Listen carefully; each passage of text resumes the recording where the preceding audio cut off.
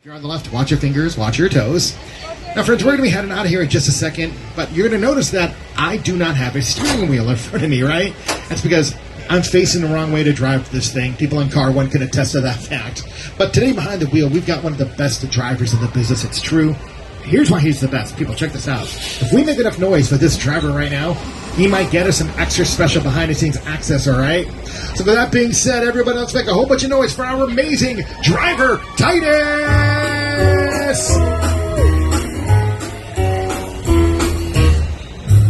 Alrighty, folks, we're heading the road. Throughout the tour today, we're going to have another person joining us. You might recognize him as the host of The Tonight Show. That's right. It's Mr. Jimmy Fallon. Oh, hey there. You made it. Welcome to the Universal Studio Tour. I'm Jimmy Fallon. I'll be making sure that you get through this experience in one piece. You've got the very best guide. Amir. And the greatest driver. Titus. They're the best. I love that. Even though Emir owes me $5.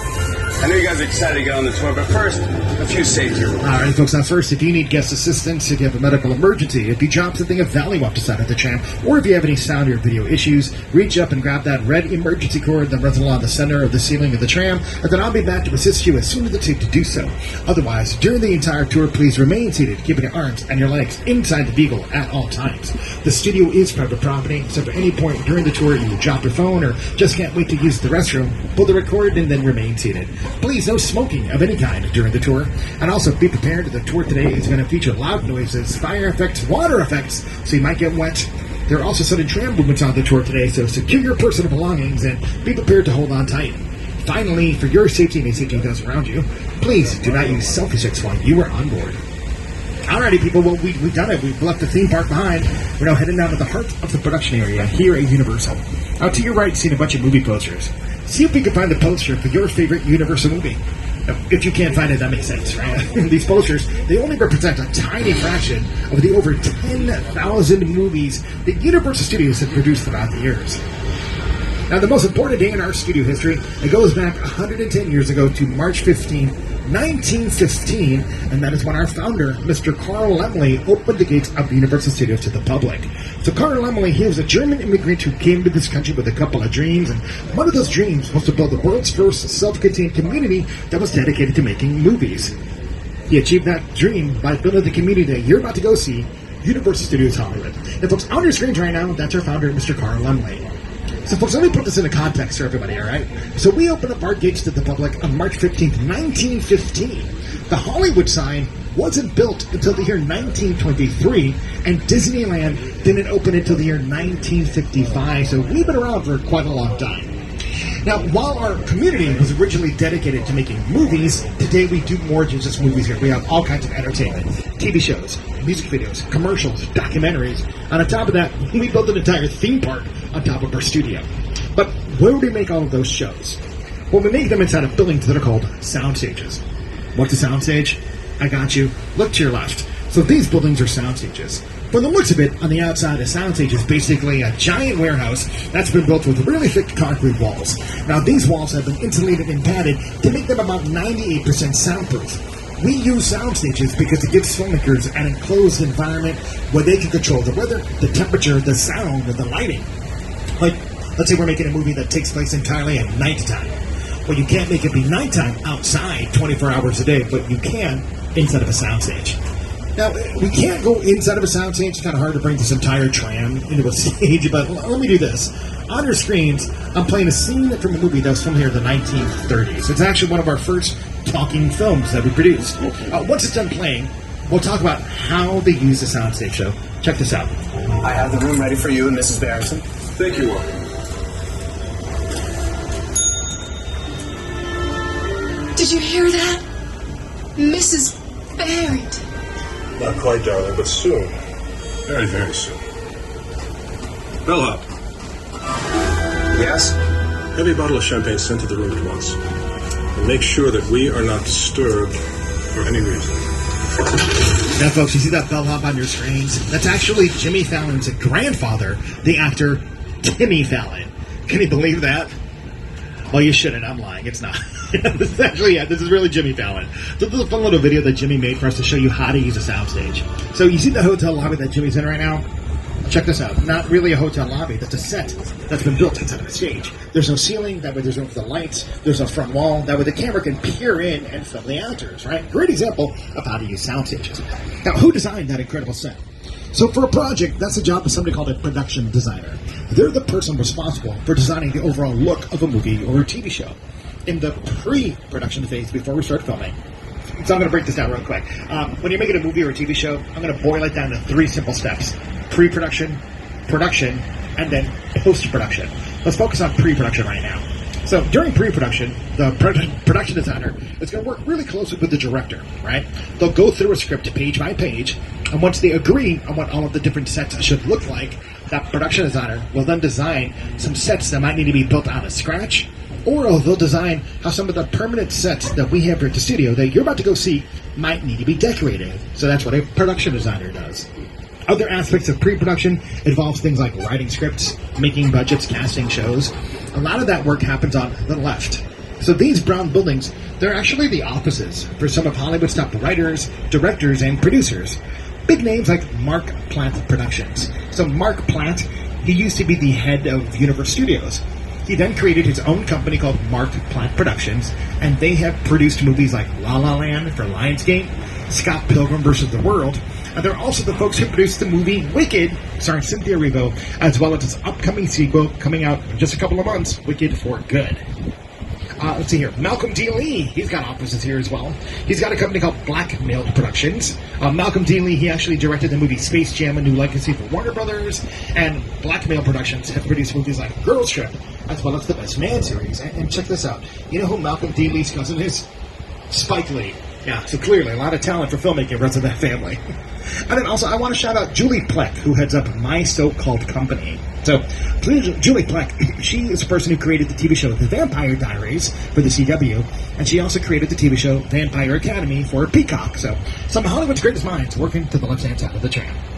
Now, speaking of TV shows, currently a lot of our stages are being used by TV shows, right? TV shows like Hacks, that stars Emmy Award winner Gene Smart, that film's here. The TV show, let's see here, The 5-Star Weekend. There's a brand new TV show that's going to be on Peacock that stars Jennifer Garner, Chloe Sevigny, Darcy Carden, Gemma Chan and Regina Hall. Oh, the upcoming spin-off of the TV show The Office called The Paper. That entire first season filmed here as well as the entire series of the TV show Bel Air. And currently, we're actually driving right past the sound stages where the TV show St. Dennis Medical films their show. Oh, I love a good buzzword. A Coachella type vibe. St. Dennis Regional Medical. So folks, on your screen, all of those sets that you're looking at, those are interior sets, meaning they've been built inside of the sound stages on the left. But sometimes, you gotta see those characters outside and walking down a city street, or walking into or out of a big physical building, like the hospital that they work at. Well, to the right-hand side of the tram, that's exactly where we can film that. Welcome to what we call the Backlot, and welcome to our Metropolitan sets. This hospital here on the right, that's literally St. Dennis Medical. Oh, okay, now we're about to be turning onto a street called Brownstone Street. You've seen this street in movies like Gone Girl, starring Ben Affleck. You've also seen it in Home Alone 2, Lost in New York, starring Kevin McCalligan, starring Macaulay Culkin. The scene where Kevin is dropping bricks on Marv's head, that was filmed right here. Oh, also, if you're a big fan of the movie Annie, right, this is where Annie got to meet her dog Sandy for the first time right here on this street. And also, not the first time we've had a dog back here. Check this out.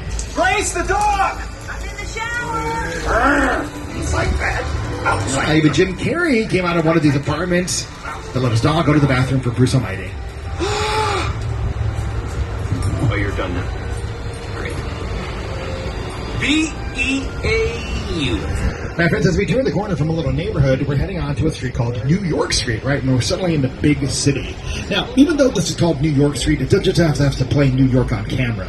Depending upon how the production designer designs, how the streets, the sidewalks, and the buildings get decorated, this can double as any city around the globe. It's played my hometown, the city of Chicago, for the movie The Blues Brothers. It's played the city of El Paso, Texas, for the Forever Purge. And this street even doubled as London for Fast and Furious Presents Hobbs and Shaw. Now, some of you are thinking, hey, hold on a second. There's a real downtown to Los Angeles with buildings. Why did you build an entire set here? Okay, look, you can still film in downtown LA. That's called filming on location. But when you film on location, you got to go through a bunch of hoops and hurdles. You got to get city permits to block off streets. If any businesses are affected by those street closures, you got to pay a fee to all of those businesses. And then because you're filming out in the wild or in the public, you got to make sure that extra security is on hand to try to make sure that fans don't try to get on set to meet their favorite celebrity. So instead, they'll film here at the Universal Studios Backlot, just have a little bit more control over their environment. And friends, it looks like we will be driving back through these buildings in just a little bit, but first, we want to take you on a nice little adventure. Let's get Academy Award winning director Peter Jackson up here to tell you about King Kong 360 3D. It's the original King Kong that made me want to direct movies. I saw that movie on TV when I was about 8 or 9 years old, and I wanted to become a filmmaker. That's right, folks. Before we call action, a reminder to please remain seated throughout the entire tour. Get ready to hold on tight and take the time right now to secure any loose personal belongings. Now that we're entering into an attraction, this is when I am not allowed to exit the vehicle to retrieve any dropped items, all right? So if you drop your phone inside a King Kong 360 3D, unfortunately your phone will be staying inside a King Kong 360 3D. So again, remain seated, hold on tight, and secure your personal belongings, because we're heading back to Skull Island.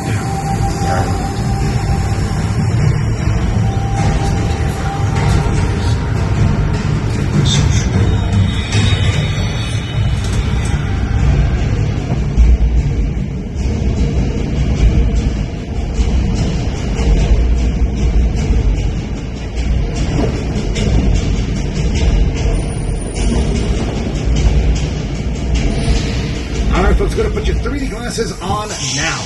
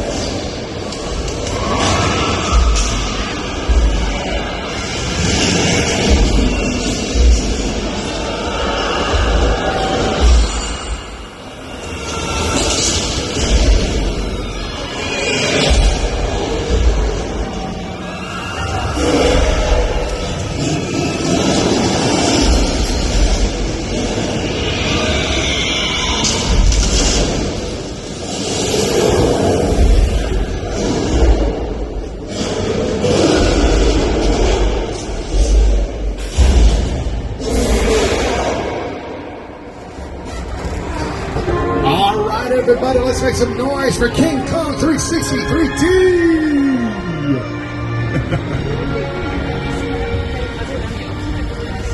Alright, how's everybody doing? Everybody doing alright? We're good? Okay, good. I always check in after that because King Kong 360 3D is incredible. King Kong 360 3D can be like super intense. You know, you could even say that King Kong 360 3D was bananas. Come on. I can tell at least a couple of you thought that banana pun was appealing. Alright, fine, I'll stop. No more banana puns. If we do any more, y'all might split. Alright, folks, so we're heading back down towards our Metropolitan sets. Now, I remember earlier I was talking to you about the difference between filming on location versus filming at a studio. Well, let me show you some of the difficulties you can have while filming on location in the real city of New York. Here's Jimmy Fallon. Take a look. Hey everyone, welcome to New York! I got my start right here in New York on Saturday Night Live. This is actually my old neighborhood. Once got mugged over there by an old woman. Tough lady. This is my favorite hot dog guy. Hey buddy, how's it going? Remember me? No. Just like old times. Gotta love New York City. I'm walking here! Hey, it's cool guys. I was just walking there. So it's not exactly New York, but a lot of times when you see New York in the movies, it was shot right here on the Universal Metro sets. If you can make it here, you can make it anywhere. even if you make it here on the Universal lot. Yeah, so that was actually filmed here at Universal Studios, but just goes to show how realistic we can make these sets look. Now, speaking of them looking realistic, look at these buildings. They look real, right? They look like they're made out of brick, marble, concrete, and iron. Oh, they're not. For the most part, these buildings are all made out of wood. A really special kind of wood. Hollywood. but really, these are wooden structures. It looks like brick walls. Those are giant sheets of plastic that get put into a machine called a vacuum form. That machine will heat up the plastic, mold it into brick shapes, it gets painted and then glued onto these wooden structures. What looks like concrete steps or stairs, that's really just plaster on top of wood. We use those types of materials, that way you can easier rebuild and redesign these buildings for different movies and different TV shows. Oh, now, speaking of TV shows, coming up on the left, we're going to be Best by Soundstage 30 and 31. You can see a lot of activity for it right now.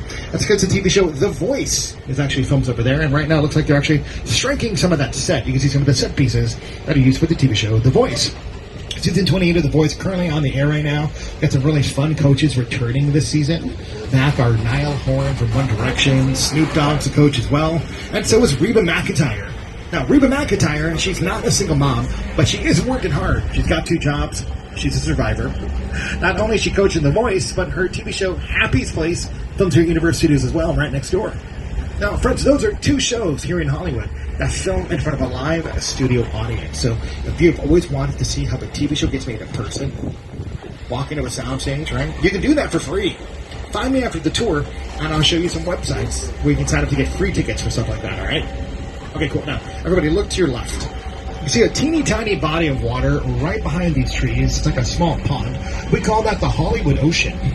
Now, even though it's the size of a pond, by using some scale model miniatures, camera tricks, and editing, that body of water has been turned into the Pacific Ocean for the TV show McHale's Navy. It's become the Mississippi River for the musical Showboat starring Paul Robeson and Hannah McDaniel. And that body of water even became the Amazon River for my favorite monster, the creature from the Black Lagoon.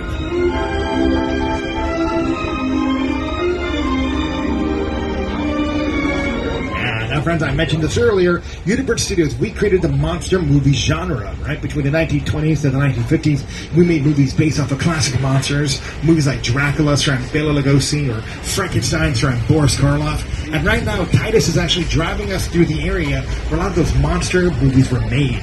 Welcome to an area that we like to call Little Europe. Now, why is this area called Little Europe? Well, look at how this area is designed, right? Look at the road that we're driving on. Kind of looks like an older cobblestone street, like you find in an older European city. This isn't really cobblestone. This is cement and concrete that was poured out, but before it dried, we just pushed a stamp into it to make it look like it's separate cobblestone. Now, some of you are like, okay, hold up, why don't you just use real cobblestone?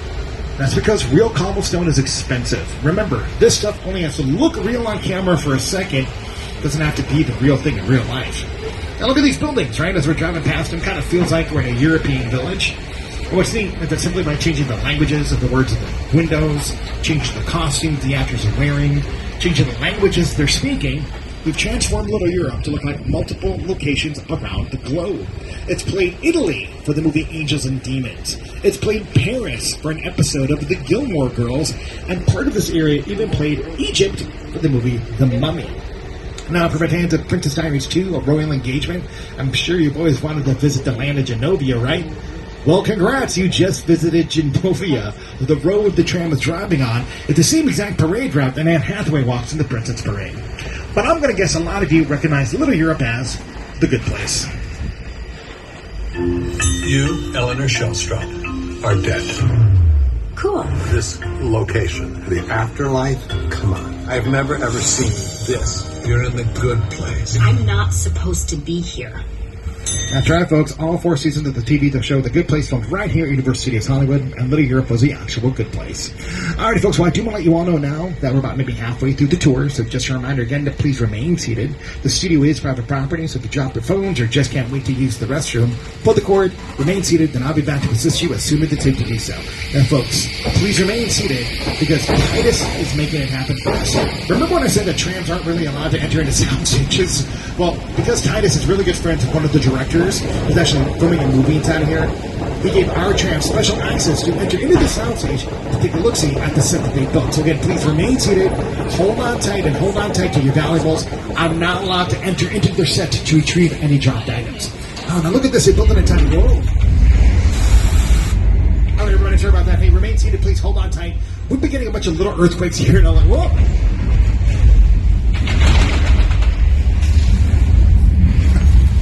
Okay, everybody. I don't think this is just a little earthquake. I think this might be the big one.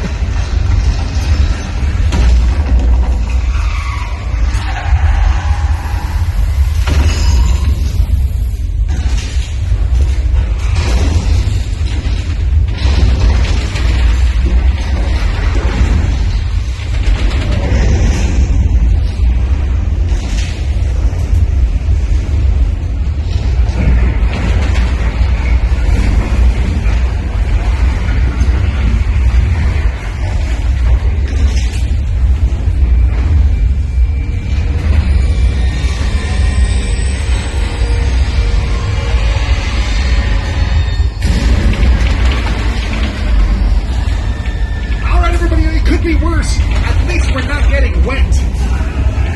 Uh-oh.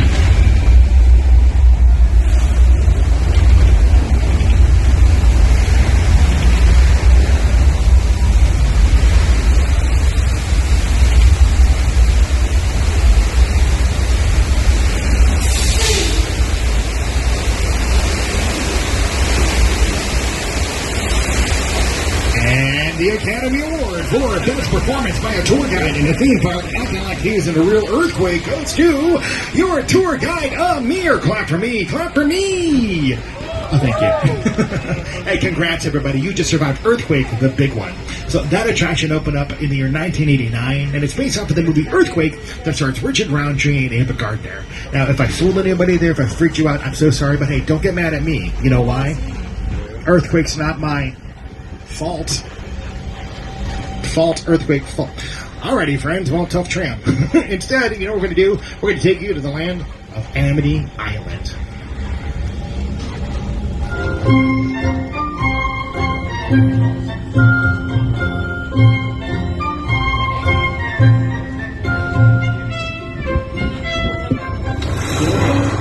That's right, people are going to take you to the home of Jaws. Everybody, please remain seated because rumor has it there's still another shark in the water. Now, currently, police diver George is in the water, but I think he's about to get attacked by a killer shark. So I need to get his attention.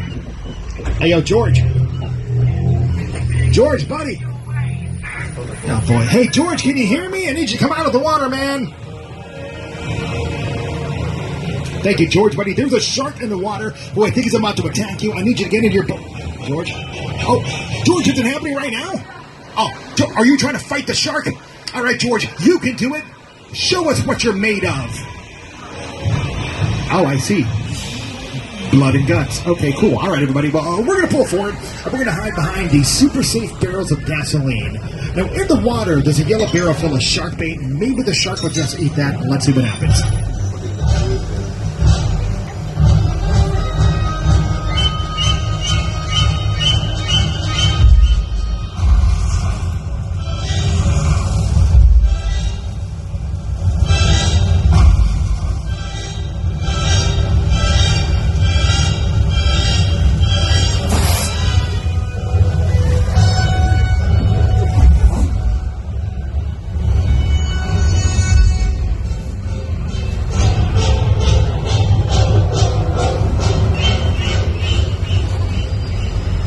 All right, congrats, everybody. You just survived a shark attack from Jaws. I want to see who here paid attention at school, all right? Hey, on the count of 3, everybody shout out what kind of shark that was. Y'all got it? I want to hear the same answer. Here we go. 1, 2, 3. Plastic. It's a plastic shark, everybody. Now, the movie Jaws is an incredible movie that just celebrated its 50th anniversary this past year. It was directed by the incredible Mr. Steven Spielberg. Now, Steven Spielberg actually gave that shark a name. He named the shark Bruce. He named him Bruce after his longtime lawyer, Bruce Raymer, because what could be scarier than a man-eating shark? Yep, a Hollywood lawyer. All right, folks, this is incredible. Titus has now gotten us access into an area called Old Mexico. You've actually seen this set that uses Mexico in the Jack Black movie, Nacho Libre. But, oh, hey, it looks like we got a storm rolling in. Now, let's talk about how we're doing this. So you hear that light? You hear that thunder? It's come from speakers hidden throughout the area, but normally we'd add the thunder in post-production. The lightning being created from strobe lights turning on and off. Now the rain, that's just falling from sprinklers, but on set we'll call them rain rigs or rain bars. Rain's actually really difficult to capture on camera, and it's not because your equipment might get wet. It's because cameras have a hard time seeing raindrops. It's kind of like when you're watching a football game at home on your television, and the announcers say it's raining, but you can never see the raindrops in your TV set, right? That's because that rain's not properly lit. In order to make raindrops appear on camera, you gotta set a light source up from behind the raindrops to make them shiny and shimmery, and that way the camera can see them. And folks, I'm so sorry, we don't usually leave the water on this long. When we do, everything overflows, and we end up getting a big old giant, uh-oh, not again. It's a flash flood, everybody look out!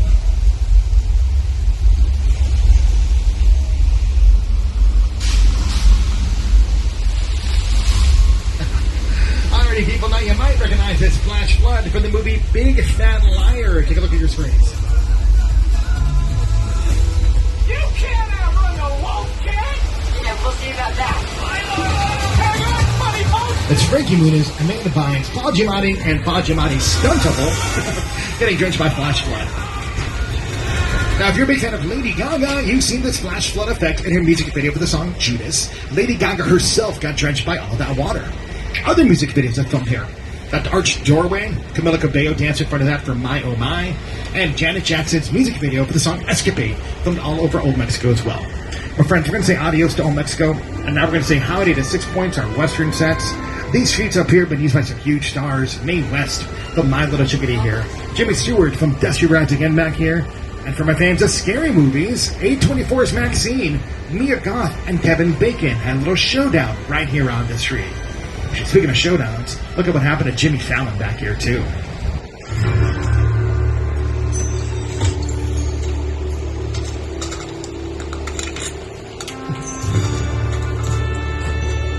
This town ain't big enough for the both of us, Jimmy Fallon. Well, I ain't going anywhere, Jimmy Fallon.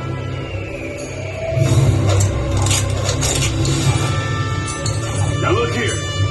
Nice folks in this town don't want no trouble. They just want to check out 6 Points, one of the oldest sets on the Universal line. I hear this is where John Wayne and Jimmy Stewart shot a few of their westerns. That's right. That's where I aim to shoot here. Looks like we got ourselves a Mexican standoff.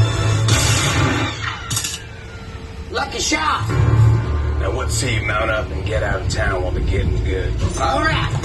Well, I'll see you again, Fallon. Oh, you can count on it, Fallon. Again. This is the beginning of a beautiful friendship. We just have to talk it out, that's all. Alrighty, folks. Well, you're about to experience a moment of deja vu. Alrighty, folks. You're about to experience a moment of deja vu. Because we're about to be driving right past the Jaws attraction one more time. Now, I just mentioned that Steven Spielberg is the incredible director behind the movie Jaws, right? But did you know that Steven Spielberg is also the incredible director behind the Jaws attraction as well? The Jaws ride was almost the inevitable result of the size of the box office when Jaws first opened in June of 1975. And that was really the first time I ever got involved in the creation of a ride. It was a great honor to be invited into a creative circle of tremendous designers at Universal that were trying to figure out how to replicate what the movie had done to audiences in a real way by building a physical shark that would come out of the water and terrify tourists as they were sitting in the traffic. And the most amazing thing about the Jaws ride is it is exactly as it was from the time it was first placed on the Universal lot. There have been tweaks, of course, over the years, but it is essentially what the designers and myself all envisioned and created.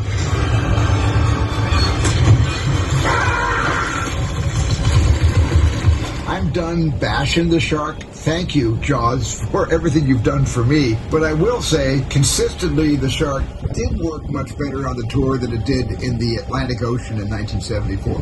Alrighty, folks. Now, the area we're driving through right now, you're seeing all these lovely houses on all these suburban streets.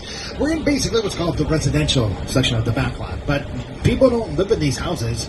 These are just sets for some of your favorite movies and TV shows. And folks, I think Titus is about to get us access to one of the most photographed streets in the entire world. Now, we're headed on a street called Colonial Street. I guarantee you've seen these houses in a movie, in a TV show, or in a music video. Well, let me point out some of the houses. Look to your left. The second house in, the brown house. That's from the movie Harvey, starring Jimmy Stewart. The purple house next door. That's 1313 Mockingbird Lane. And that's where the Munsters lived in the TV show The Munsters. The yellow house after that. If anybody here watched Never Have I Ever on Netflix, this is Davy's house in that show. Now keep looking to the left. The gray house next door, as we drive past it, I want you to look at the windows directly to the right and left-hand side of the doorway. Look through those windows. Now, as you're doing that, you're noticing something kind of weird about that house, right? You're like, oh, I can see clear through that house. Yeah, so that house has nothing on the inside. There's no walls, there's no floors. It's completely empty on the inside, just like me. No. So that's a great example. We call it facade. The word facade is a French word that means frontage, but we translated it into meaning false front. The reason we call that a false front, it's just the front and the sides of the building. There's not even a back wall to it. We'd only use that for exterior shots. The interior of the house would be a set that's been built inside of a soundstage. Okay, now let me keep focusing on some houses. Keep on looking to your left. We're going to be passing by a brown house. It's kind of like an A-frame house. You've seen this in a bunch of Ace Hardware commercials, but you watched Candy Cane Lane on Amazon Prime. This brown house here on the left, that's where Eddie Murphy and Tracy Ellis Ross lived in that movie. Now, not the cream-colored house right next door, but the one after that. If anybody here watches the TV show Ted on Peacock, this is the house that Johnny and Ted live in.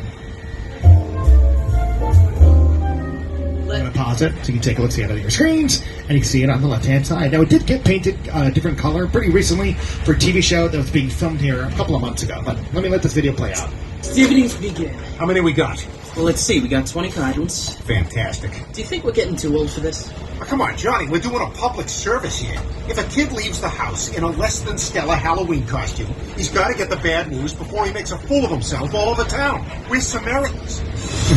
Now, you've also seen Colonial Street in movies like The Bird, starring Tom Hanks and Carrie Fisher. Christina Ricci was back there for the movie Casper. Nellie and Kelly Rowland, they filmed a music video for the song Dilemma on that street. Remember that music video where Kelly Rowland is furiously texting into a Excel spreadsheet for some reason? Other music videos that filmed back there. Eminem was back there for Forgot About Dre. And even the band Smash Mouth, their music video for the song All Star filmed there as well. But I'm going to guess a lot of you recognize Colonial Street as Wisteria Lane. Yeah, the entire run of ABC's Desperate Housewives filmed right there on Colonial Street. Alrighty, folks, hey, I want to let you know we're about maybe 15 minutes away from the end of the tour. Going to be returning to the theme park shortly. A reminder again to please remain seated. If you do need assistance, pull the cord to get my attention. Then I'll be back to assist you as soon as it's safe to do so. Alrighty, people, get your cameras ready because around the corner you're about to see a bunch of celebrities. But they're not people, they're cars, yeah. So, we're about to be jumping by picture cars. A picture car is any vehicle that shows up on screen in a movie or a TV show. And sometimes picture cars become just as famous as the actors who drive them. I'm sure a lot of you are going to recognize one of the gyrospheres from Jurassic World. Maybe you love the movie The Flintstones. We got some of those fun Stone Age vehicles from that. I like the ones right after the Flintstones because these cars are driven by family. Yeah, I got you a bunch of vehicles in the Fast and the Furious franchise.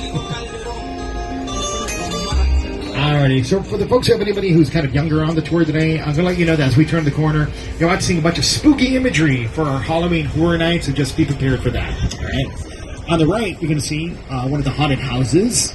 So if you're here for Halloween Horror Nights, you're coming back, you can hop aboard this tram, but at night it gets turned into the Terror Tram.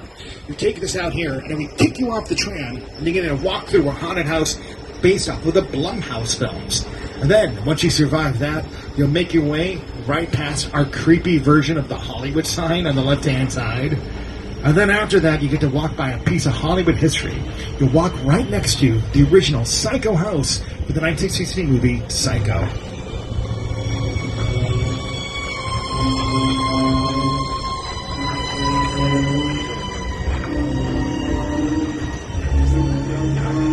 Now, folks, the legend has it, Mother Bates can be seen in the second floor of the window of the house trying to take a nap.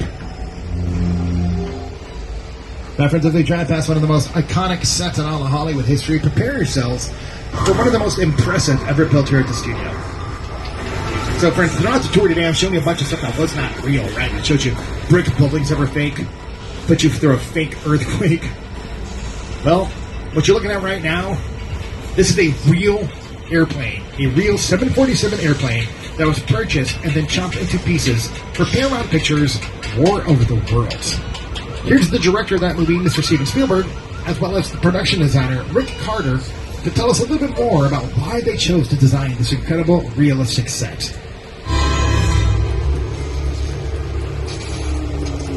The airplane crash site set is a perfect example of a set that is all designed around a vision that Steven had.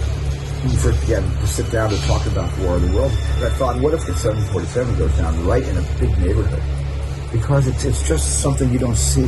You're doing good. You're doing good. That's all right. Listen, I want you to close your eyes, okay? Now I'm closed.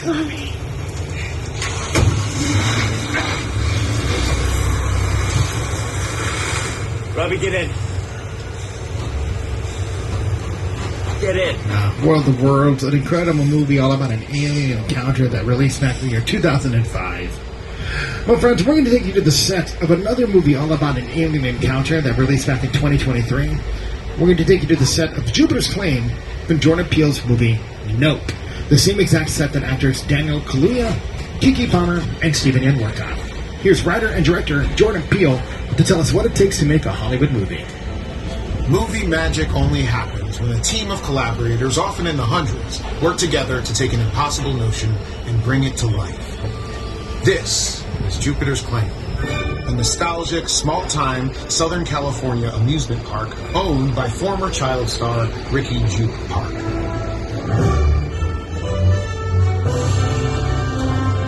Over there, look into the winking well and have your picture taken just like the kids in that old 90s movie Kid Sheriff. That's what this whole place is loosely based on. Remember that one? No? Why? A little further down, you can see the brand new Star Lasso experience. Built to showcase an unbelievable new live show. It's not looking so live anymore. Anyway, behind this Hollywood fantasy of a gold rush frontier town lies a sinister secret. It is smack dab in the center of a UFO hotspot. Welcome to the world of no.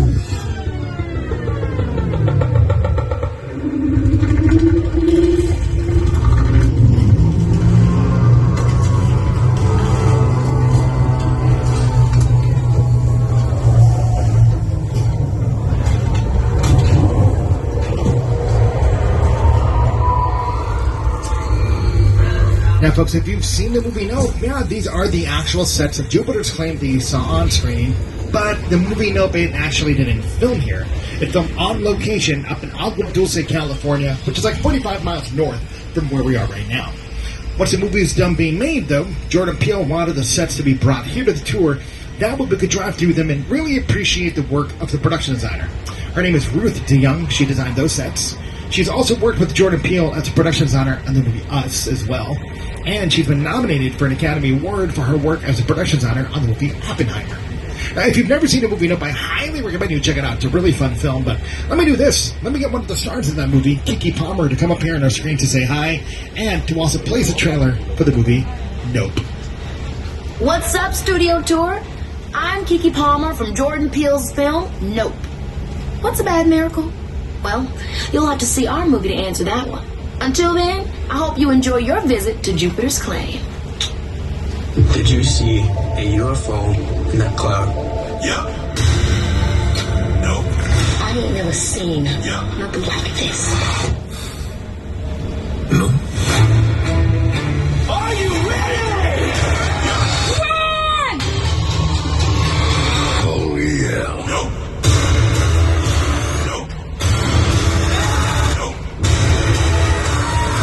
Hell no.